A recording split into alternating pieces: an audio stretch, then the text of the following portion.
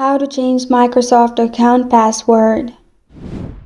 Hi everyone, I'm here to assist you today. Without any delay, let's jump right in. Open Google and type in Microsoft.com. Then click on your profile at the top right. Add your email and then press on next. After you press on next, if you don't know the password or forgot your password, what you can do is press on forgot password. After you press on forgot password, code will be sent to your email. Press on get code and then verify your identity by adding the code from your mail and then reset your password. You can simply reset your password in this way, and if you want to change your password from the account, press on your account at the top right corner of your screen.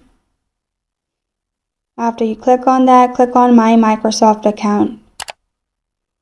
And then you will find this kind of screen pop up. On the left side, you will find Security. Click on it.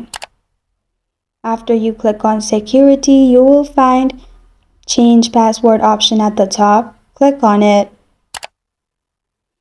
Then simply approve sign-in request.